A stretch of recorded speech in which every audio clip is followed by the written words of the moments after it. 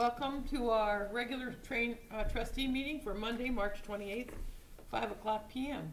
We would please stand for the pledge. I pledge allegiance to the flag of the United States of America and to the republic for which it stands, one nation, under God, indivisible, with liberty and justice for all. Thank you very much. We have an agenda. Are there any changes or corrections? Hearing none, I'll accept a motion.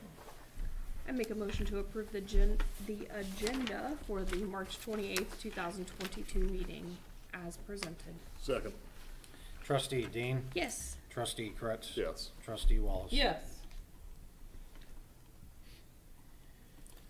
Make a motion to accept the general ledger report in the amount of $347,915.21 for the March 23rd, 2022 payroll. Second. Trustee Kretz? Yes. Trustee Dean? Yes. Trustee Wallace? Yes. I make a motion to accept the payments listing reports in the amount of $364,247.90 for warrants through March 28th, 2022. Second. Trustee Dean? Yes. Trustee Kretz? Yes. Trustee Wallace? Yes. We have minutes for the March 14th regular trustee meeting. Are there any changes or corrections? I'll make a motion to accept the March 14th, 2022 regular trustee meeting minutes as presented. Second. Trustee Kretz? Yes. Trustee Dean? Yes. Trustee Wallace? Yes. Since there is no citizens here, we will not have anyone speak today. We'll move on to old business where there's none, new business where there's none, and then I'll turn this over to our administrator, Mr. Zaharian. Thank you, Board. On page 10 is the biweekly report for the Sheriff's Office, followed by the monthly February report on page 28. Sergeant Moore is here to answer any questions.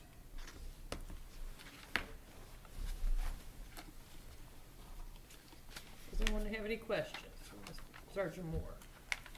I had no questions. Thank you so much. Any awareness items for us?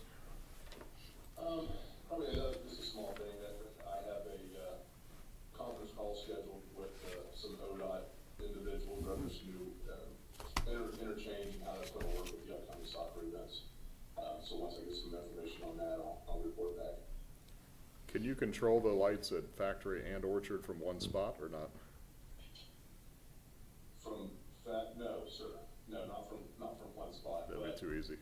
Preliminarily, interestingly enough, I think they can control them out of Columbus. That's what I thought. And preliminarily, I think on the first tournament, they're going to have their drone potentially down here, and some other additional cameras to maybe watch how it flows and maybe what needs to be done or tweaked. So what they call it the pickle is when we were sitting out there before at the box and you could operate the lights. And they said under these new intersections they don't like to give the pickle out. And I said, well, we might have to have it. so we're going to talk about it and try to get it ironed out and make it as smooth as we can for the first event. Good. Board, to follow up on that, we do have a meeting between the city, the county, and the township with ODOT just to talk about the operations and current operations of the signal. They did confirm, as Sergeant Moore just mentioned, they will have the drone up during the soccer tournament to get some additional data so that they could have just a one-click program in the future of kind of controlling the lights. We'd still like access to them as we're going to be requesting in the meeting. So we are, the city has received some questions and concerns. The township has also received it, as well as the county engineer. So we're all, and ODOT has received them. So we're all going to sit on a Teams meeting and go over all those concerns to see if anything got missed by any citizens that called and have suggestions and or complaints. Good. Sergeant Moore, I had one question, and that was there was a lot of traffic stops. Are people speeding up because the weather was nice for a couple days there, or is anything significant happening in those areas?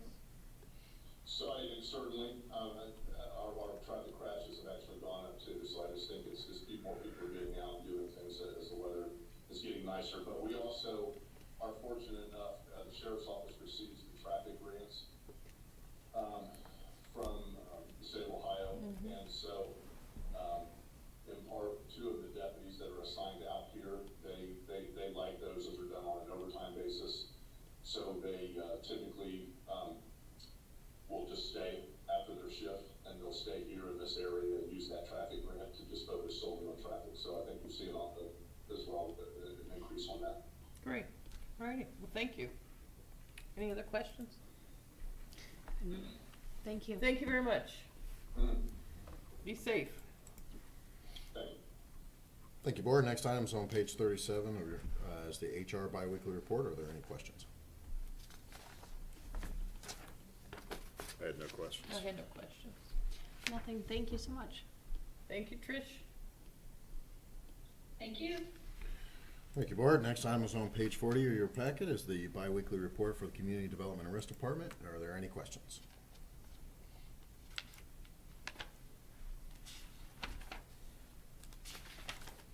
Just see looks like the department has really been active and busy. Yes, we have. A lot of permits being issued and inspections, so things are picking up. Yep. Are there any questions for community risk? I had none. I had nothing. Thank you. Thank you very much. Thank you, Board.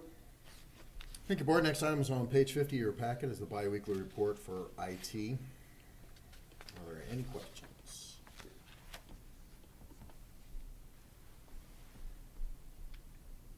I had no questions. I had none. I had none. Are we on a calendar contract year? Or Yes. Okay, Yes. thank you. Thank you, Board. Next item is on page 52 of your packet is the biweekly report for the Finance Department. Are there any questions?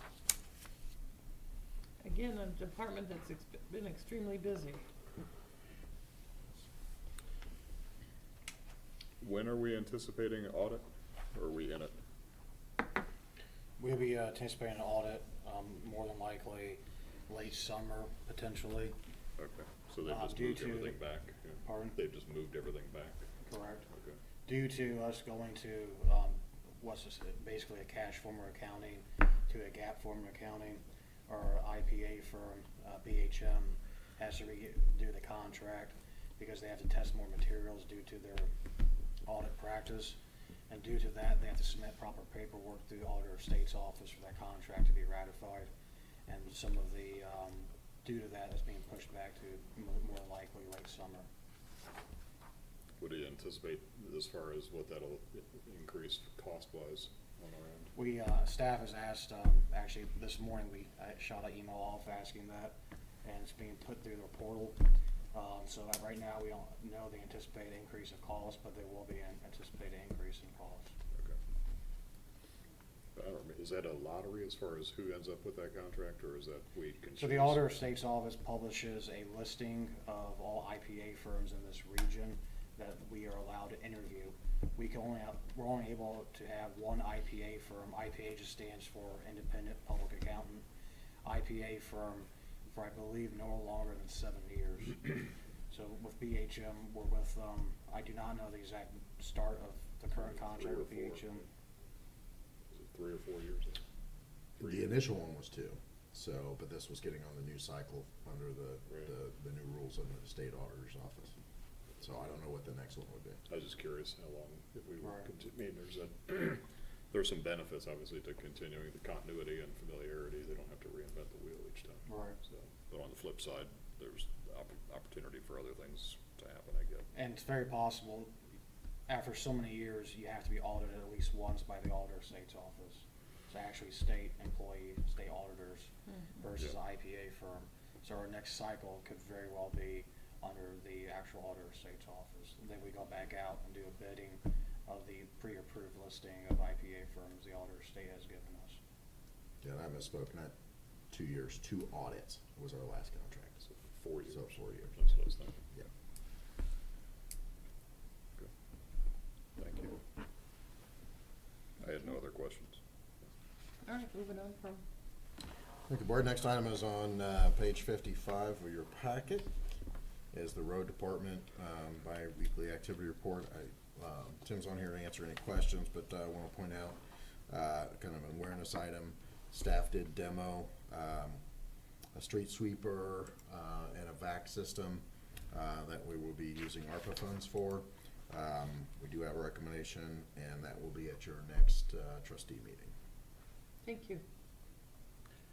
Is that something we're purchasing 100%, or we're cost sharing that with city or with Sugar Creek or anyone else? That is actually 100%, Okay. because Sugar Creek's looking, they have a sweeper currently. And actually, the city is taking delivery probably next month on their new one. Okay. Well, and there was some discussion on it as well, so I will pass on that. When it comes to street sweeping, yes, that's a piece of equipment that we could look at multiple.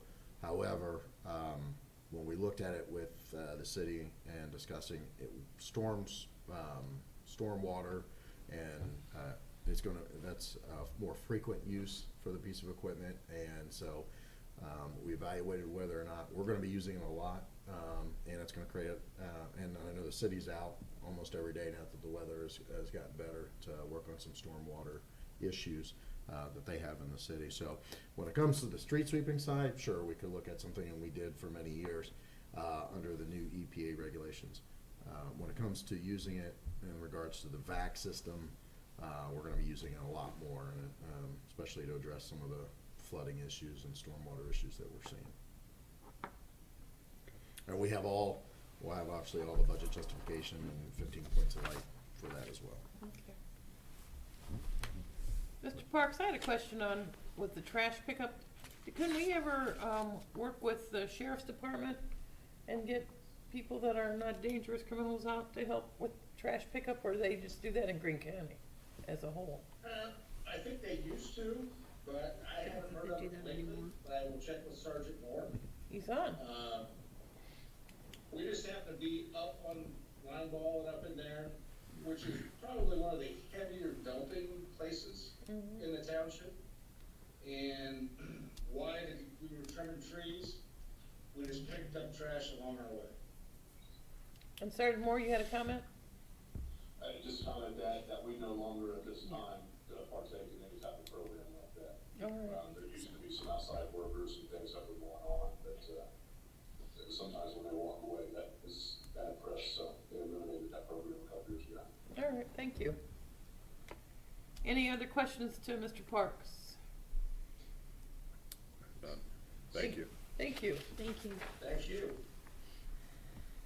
Thank you, Board. Next item is on page 56. I'll turn it over to the fire chief to recognize some of our employees and some of an actual call that our crews went on. Good evening, Board. Good evening. The first thing I wanted to make you aware of is it's a somewhat unusual call for us. So you may have heard last week there was a structure fire in the city of Fairborn.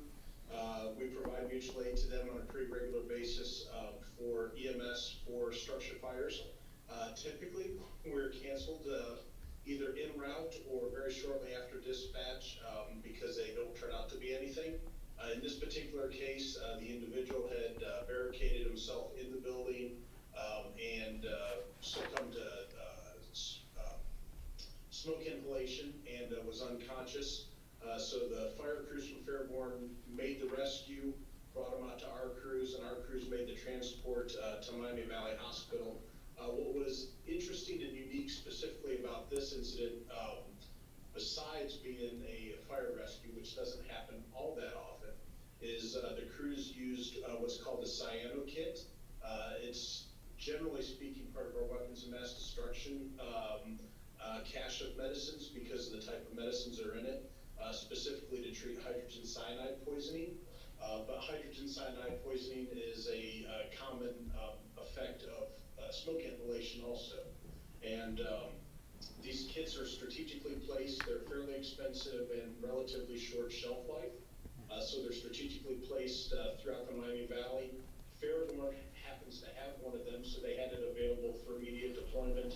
So our crews were able to get that from the Fairborn shift commander, administer it to the patient as part of the protocol while they made the transport, and as last we heard, had a positive impact on the patient condition. So it was just one of those things where, in and of itself, it is just a standard EMS call, but there were a couple things between the rescue and the use of the cyano kit that made it outstanding. And not only did the crews do a good job with the administration for something that's fairly infrequent, but our training staff actually had this very scenario built into our lives training that we did at the Date Training Center a couple weeks ago. So calling for the kit and administering the kit was part of the scenario that they ran, and so they had an excellent training opportunity where the crews were hands-on with it, and then we were able to implement it just a few weeks later in real life. So I just wanted to recognize not only the crews but also our training staff for making the scenario realistic enough that when it came to use it in real life, they were ready and able to do so. So it was a great job for everybody. Mm-hmm. Do we bill back the patient for that cost of that kit? The kit itself, that's a good question. I don't know how that works because we get it from a cache. It's outside of our normal drug bag, and it's not a cost that we directly incur, so I don't know if that's a cost that passes through. I can ask and see if I can get an answer for you. But we would bill for the transport just like we would any other transport, but that kit was not a cost from us. We did not bear the purchase cost of the kit, so I don't know that we would get it reimbursed, but I can find out if the cash would get it reimbursed. Yeah, if the Fairborn, whoever was holding it. Yeah, I believe it would probably go back to MMRS, if anybody, so I'll ask that question for you. Appreciate that. Another thing I want to comment on, Chief, is that this is the second incident where you've pre-trained, because I believe the last meeting we had, there was a training exercise and an incident happened, and you used that training, and then this is the second time. So whoever's planning your training at the fire department, you guys are doing a great job keeping things live and actual in a timely manner. So thank you. I appreciate that. Yeah, so I'll pass that on. It's Chief Merckx and Chief Heaster overseeing the operations and training crews, and I know they have they've got a lot of involvement from all of the members that are part of the training cadre, and so they work very hard to make the scenarios realistic and applicable to the things that we may get called on, and skills that may be difficult to keep honed from real-time use, so the training kind of bolsters the fact that they don't get their hands on very often. So I'll pass that on, and I agree, they do a great job, and I appreciate the recognition for that. Thank you. Any other comments to the chief? I had none. I had none. Thank you very Good much. job. Keep safe. Thank you, Board. Next item is request approval for an SOG change in the fire department. Chief's here to kind of give it a little explanation, and there's a motion on page 57. Yeah, and this one is actually not a change. It's a new SOG for us, so we're requesting implementation of it. And basically what we've done is taken the township's budgeting policy. Obviously, you have kind of a broad umbrella policy that covers all the departments, including fire.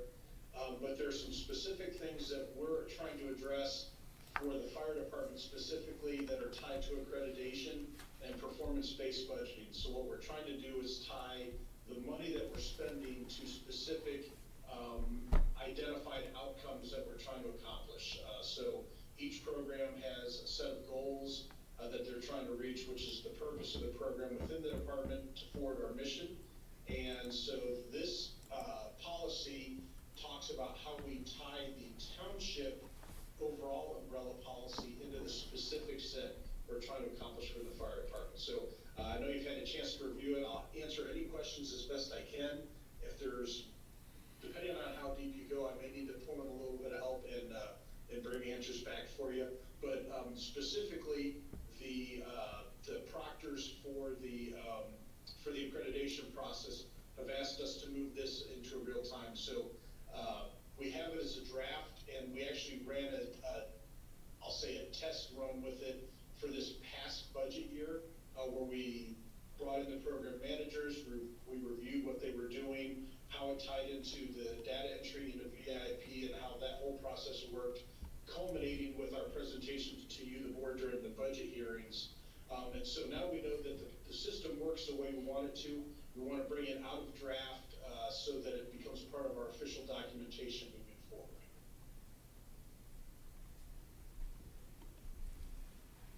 Thank you. Does anybody have any questions on the SOG?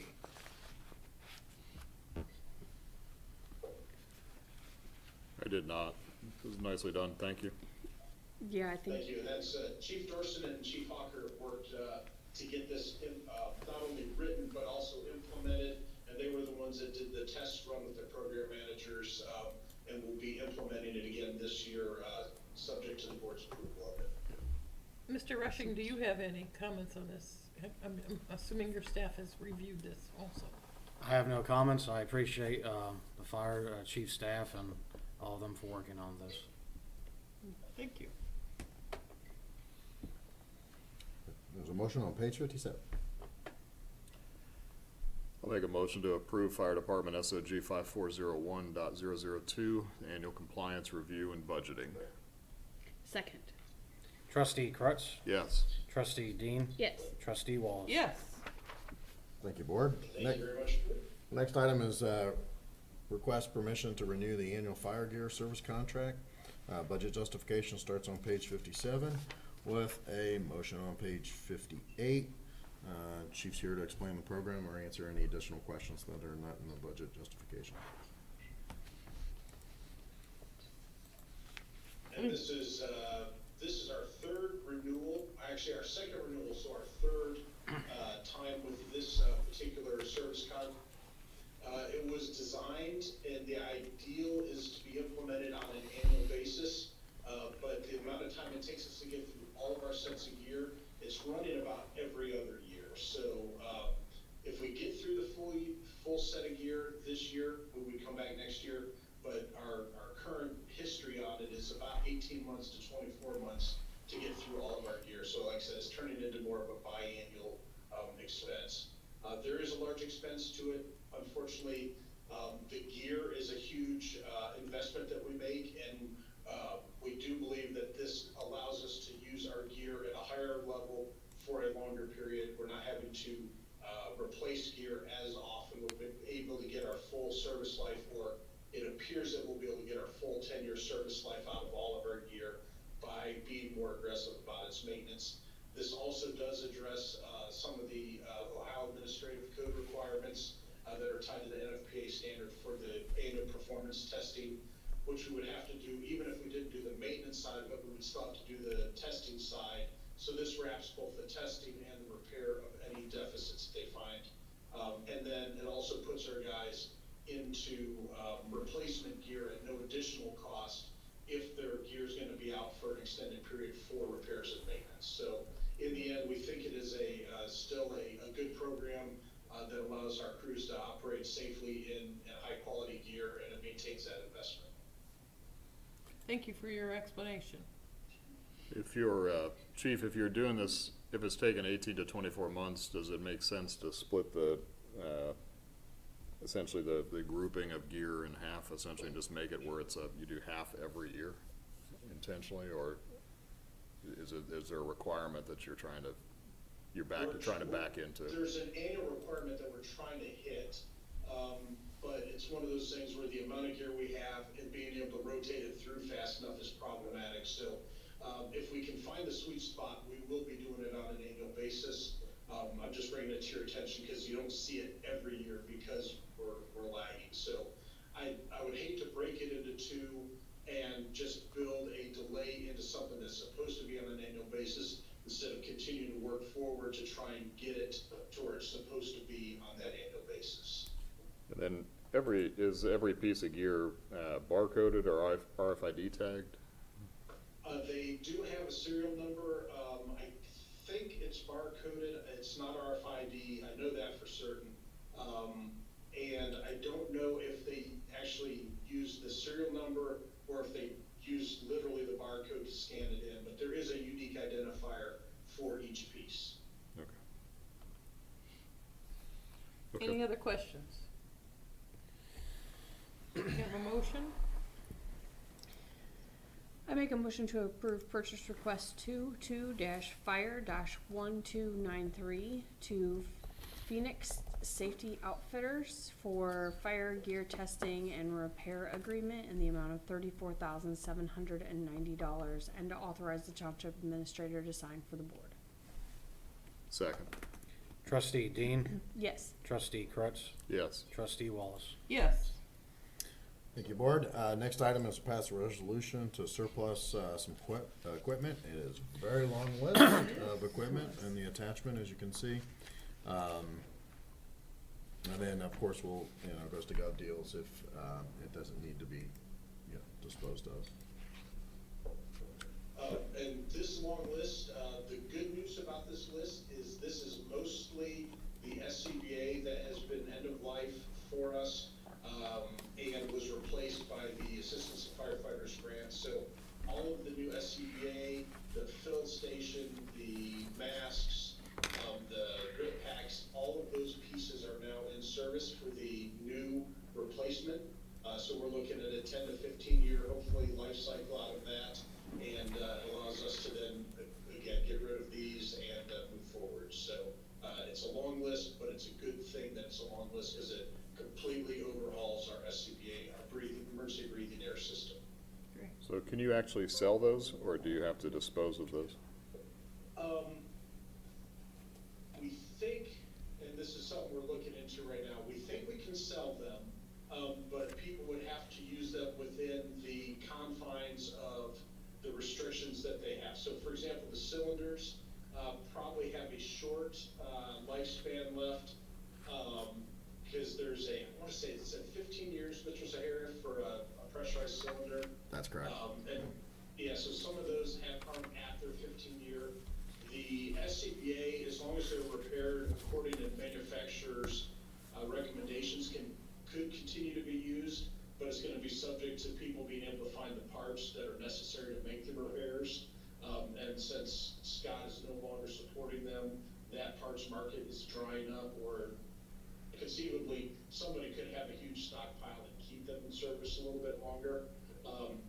But the maintenance costs are going to go up for anybody that would purchase them. So it's nothing that has to be specifically destroyed, but there's probably very little value to it from a cost benefit perspective for somebody to purchase. More likely, if I had to guess, somebody might buy them and then actually part them out to keep current working, or buy the batch and expect to keep half of them working with parts from the other half, for example. But that repair market is a big part of what's dried up because they're now end of life. Okay. And I guess the question was more just geared towards if we need to have any kind of disclaimer if and when we sell those, different than anything else that we would sell that is being surplus. So if someone were to essentially try to purchase that for personal use. Can they purchase those for personal use though? Off of gov deals? Theoretically, I don't think that we vet. There's nothing restricting that. Stops them from that? Yeah, I don't think so. I think anybody can get on there and bid on something. Yeah. That's a good question. Just a disclaimer. So there should be. Like, we can follow up with council and make Yeah. sure that Yeah. we have any liability issues. Just seems, resolved. yeah, if somebody decides to, you keep those for personal use, it'd be something you'd want to have a disclaimer, Yeah. essentially, that says that a release of some sort when they buy it. At least that's what I would recommend. That's a good question. All right, so Ms. Frick, I'll get with you after the meeting, and discuss that, if that's all right. Yep. Otherwise, I'll make a motion to approve resolution 20220328-fire-C as presented, declaring the listed items surplus and authorizing their disposal. Second. Trustee Crutz, Yes. trustee Dean, Yes. trustee Wallace. Yes. Thank you. Thank you, board. Next item is on page 59 is the biweekly report. Are there any questions?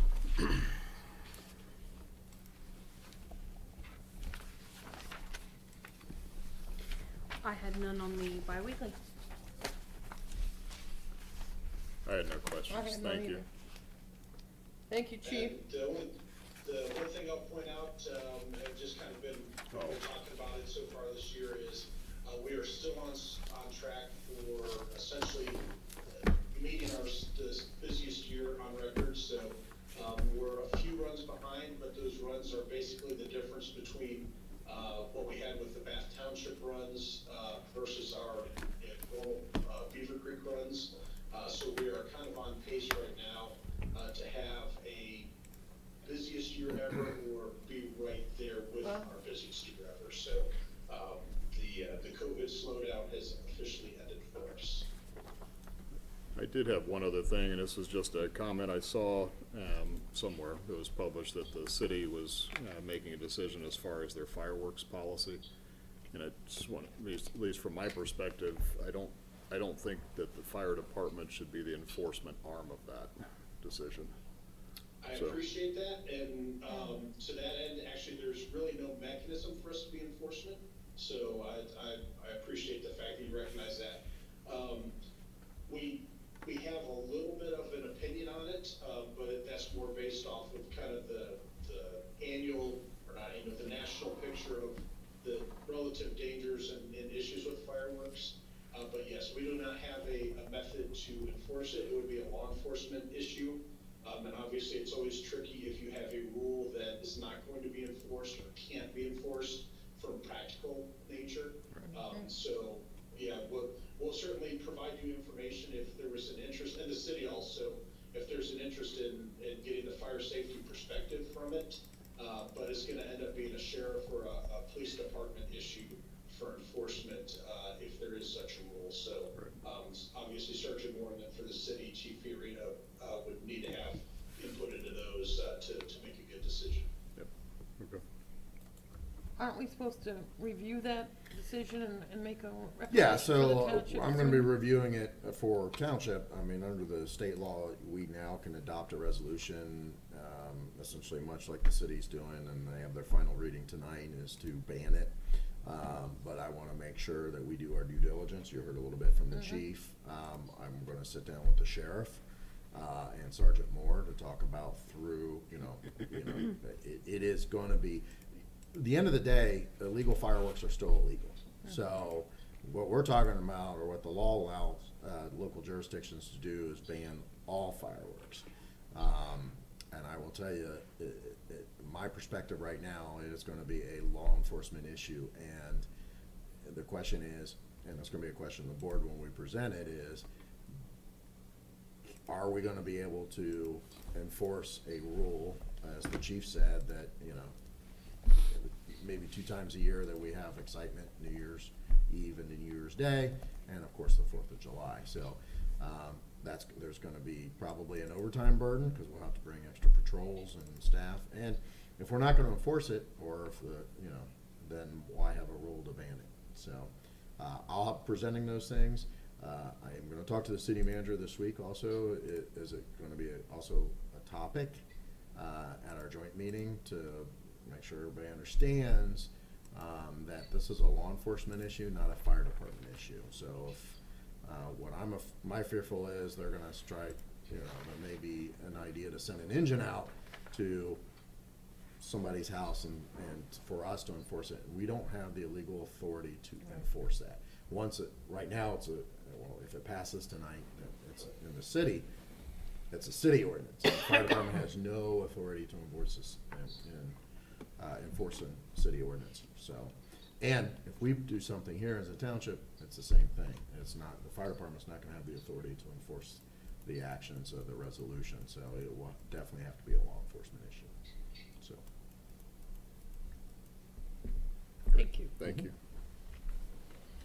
Thank you, board, that's all I have. Very good. Okay.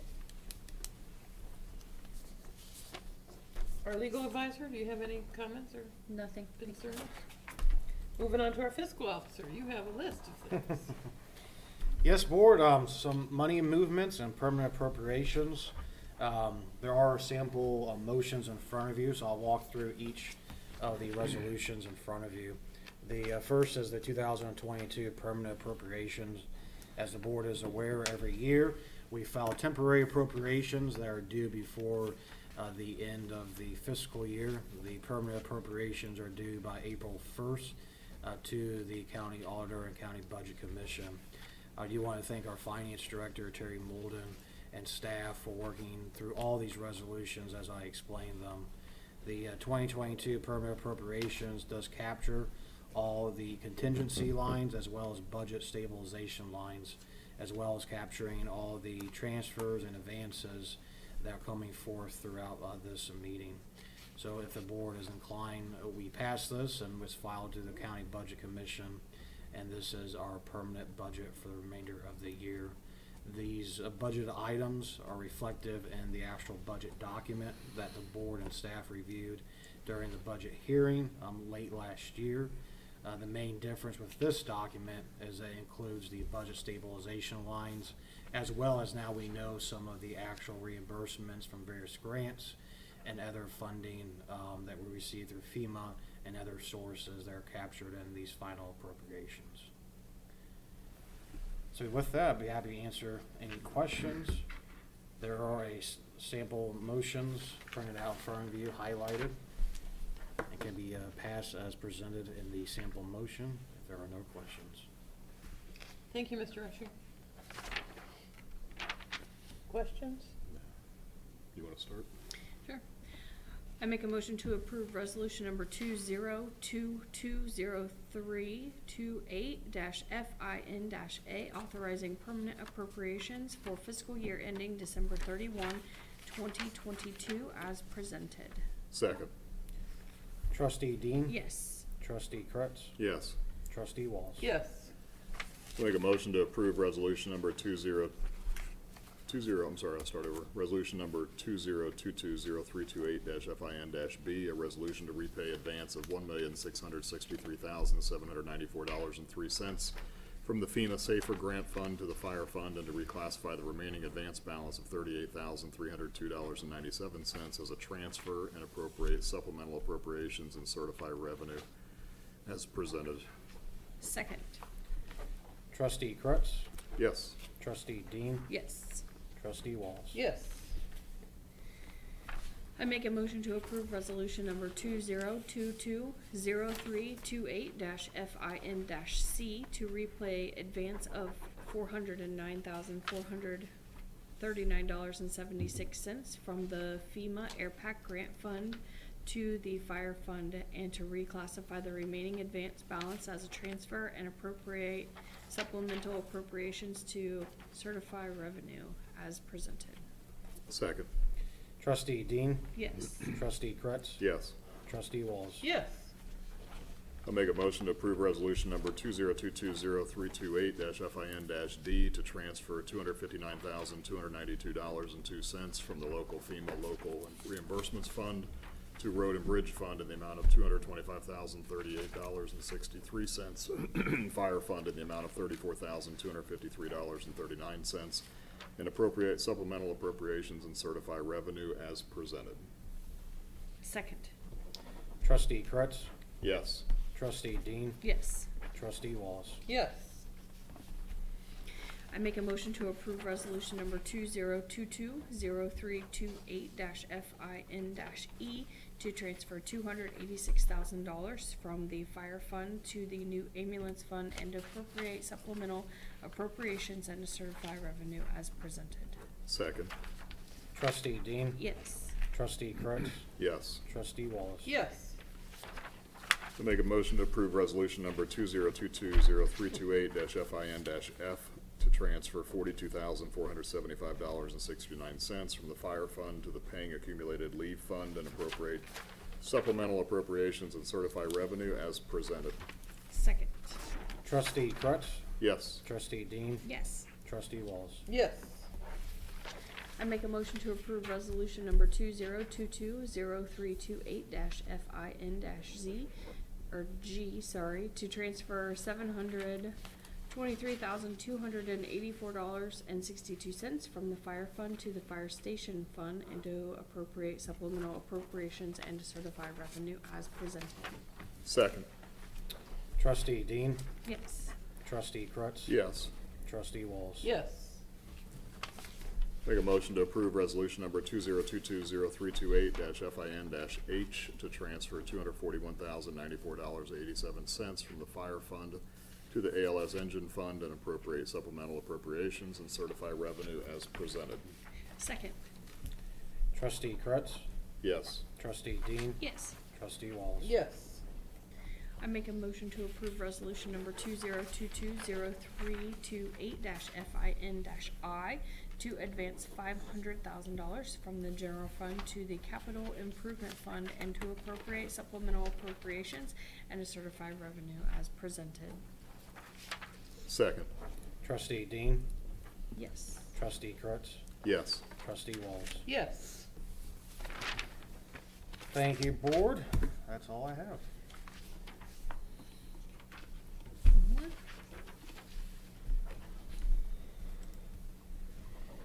Okay, our meetings schedule, MVRPC, the meeting will be next week, so there's nothing to report. MVRPC Technical Advisory Committee, No report? Regional Planning Commission, We had our meeting last week, so we had there were 3 items on the agenda from Beavercreek Township, the mining zoning amendment, essentially mining zoning language, and passive and active recreation district language. Those two, the only comments I heard back on those is that the language seemed to bleed or blend together. As far as the differentiation between active and passive, it was, in some cases, it was difficult to distinguish the difference. So I would just suggest when that comes before the board that it's a little more clearly delineated if possible. So other than that, that was it. thank you, Mr. Kretz. Health Department, District Advisory Council met and I was elected secretary, so. Congratulations. Careful what you ask for. right, And the next health department meeting will be on April 7th. thank you. School Superintendent, City Manager, and Township Representative. Thank you. First, I do have a meeting scheduled with the superintendent to discuss the joint meeting this summer, so we'll put together an agenda. I have a meeting on Wednesday with the city manager. We will be finalizing an agenda that will be presented at your next trustee meeting for our joint meeting on April 18th. I believe that's the third Monday, whatever the date is on the third Monday. City manager and I did both attend the OCMA conference last week. A lot of great discussions, great to be back in person. Just, a lot of networking in regards to some of the challenges and things we're seeing related to not only the pandemic, but ARPA funds and of course some of the rising costs when it comes to diesel and projects that we're seeing. So, but great classes. Good. And right, Pat, Advisory Restoration Committee is at 7 o'clock tonight. Oh, finally, a meeting. Big Good. fun. Green County Township Association, I want to publicly thank Chrisana Anderson-Letts for assisting in helping put together a meeting. We weren't going to have one because no one had stepped up, and we're going to have a meeting on April 12th, Tuesday at 6:30 at Ohio University, and it will be catered by Hothead Burritos. So thanks again, Chrisana, for helping me out while I was on vacation. Investment Oversight Committee. I had nothing other than just obviously watching and monitoring the market as far as interest rates and what's happening and what the Fed is saying, just to reiterate what we discussed with our partner on the investment side as far as making sure that we stay short enough to capitalize on the gains that are, on the interest rate increases that are coming. Thank you. Oh, I want to correct on the Greene County Township Association, reservations are required. So if you're going to go, please RSVP to Michelle Clements, our secretary for GCTA. Any other issues or questions for the good of the order? I've just got one, just clarification for the board. So I've organized a meeting tomorrow to be held actually at the Greene County Parks and Trails, and it's with a developer that's coming into Beavercreek Township. So I'll be wearing my broker hat. I will not be there as a trustee in any capacity or as regional planning in any capacity. So Thank you, just Mr. full Kraft, disclosure. for publicly stating that. Any other issues, concerns? And And I'll accept a motion. make a motion to adjourn. Second. Trustee Dean, Yes. trustee Crutz, Yes. trustee Walls. Yes.